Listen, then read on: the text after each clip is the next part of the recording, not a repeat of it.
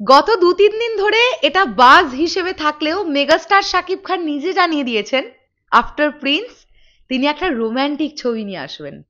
প্রিয়তমার পরে আবারও রোম্যান্টিক একটা ছবিতে মেগাস্টার শাকিব খানকে আমরা পাবো। তাহলে ডেফিনেটলি আমরা আশা করছি সেটা হবে কুরবানি ঈদ 2026। এখন প্রশ্নটা হচ্ছে, এক প্রিয়তমা দিয়ে হিমেল আশরাফ সবার মন জিতে নিয়েছিলেন, অল টাইম ব্লকবাস্টার খেতাব পেয়েছিল প্রিয়তমা। আফটার কোভিড যে সময় সিনেমা হলগুলো বন্ধ ছিল সেই সময় এক প্রিয়তমা বাংলাদেশ ফিল্ম ইন্ডাস্ট্রির এক নতুন দ্বার উন্মোচন করেছিল। তাহলে কি আবারও হিমেল আশরাফ পরিচালক হিসেবে রোম্যান্টিক সিনেমায়, নাকি অন্য কেউ? মেগাস্টার শাকিব খানকে আবার হিমেল আশরাফকে চান্স দেবেন, নাকি একদম নতুন কোনো ডিরেক্টরকে চান্স দেবেন? আচ্ছা, দর্শক কাকে চাইছেন রোম্যান্টিক সিনেমার পরিচালক হিসেবে? আমরা এই পুরো বিষয়টাকে নিয়ে আলোচনা করব। যদিও এরকমটা তো হলেও হয়ে যেতে পারে যে কুরবানি ঈদের ছবি নিয়ে অলরেডি মেগাস্টার শাকিব খানের সঙ্গে ফাইনাল কথোপকথন হয়ে গেছে, মেগাস্টার শাকিব খান জানেন কার ডিরেকশনে তিনি আসছেন, কিন্তু আমরা তো জানি না এখনো। তাই আমরা কন্টেন্ট তৈরি করি বা আমাদের চাওয়াগুলো তো অবশ্যই জানাতে পারি।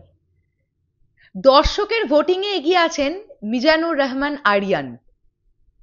বন্ধুরা, আমি মিজানুর রহমান আরিয়ানের বেশ কিছু কাজ দেখেছি এবং আমি দর্শকের সঙ্গে কমপ্লিটলি একমত।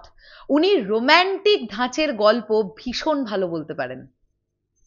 এবং আমি আরো দু একজন ডিরেক্টরের নাম বলি, জাকারিয়া শখিন, আচ্ছা Shihab Shahin, I think so এনারাও রোম্যান্টিক গল্প খুব ভালো বলতে পারেন। কিন্তু এনাদের সবার মধ্যেও আমি দেখলাম দর্শকের ভোটিংয়ে এগিয়ে আছেন মিজানুর রহমান আরিয়ান। মিজানুর রহমান আরিয়ানের নামটা কিছুদিন ধরে বাজ হিসেবে আমাদের কানে আসছে, যে সাকিব ভাইয়ার সঙ্গে তার একটা প্রজেক্ট এলেও আসতে পারে, সেখান থেকে হয়তো অনেকেই আইডিয়া করছেন। তবে আমি একটা জিনিস খুব ভালোভাবেই মানি, রোম্যান্টিক গল্প হোক বা অ্যাকশন ওরিয়েন্টেড ফিল্ম হোক বা একদম কোনো সাইকো থ্রিলার হোক, যে কোনো জনরার ফিল্ম হোক, ভালো গল্প ছাড়া মেগাস্টার শাকিব খান আসবেন না। তাই মেগাস্টার শাকিব খানকে যদি রাজি করানো গেছে তাহলে এটা বুঝতে হবে গল্পটা তো খুব ভালো, তাই জন্যই মেগাস্টার শাকিব খান ইয়েস করেছেন।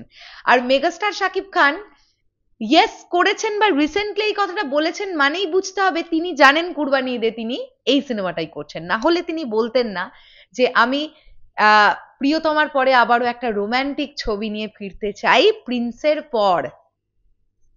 দেখবার ব্যাপার এটাই হবে কে থাকছেন ডিরেক্টর, দেখবার ব্যাপার এটাই হবে কে থাকছেন নায়িকা সাকিব ভাইয়ার বিপরীতে। রোম্যান্টিক ছবি মানে বড় পর্দায় ম্যাজিক্যাল জুটি ক্রিয়েট হতে হবে।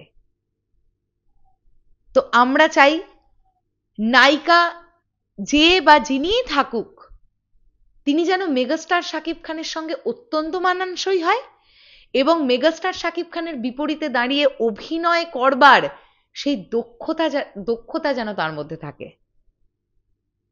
বাকিটা গল্পের ওপর ডিপেন্ড করছে, মেকিং এর ওপর ডিপেন্ড করছে।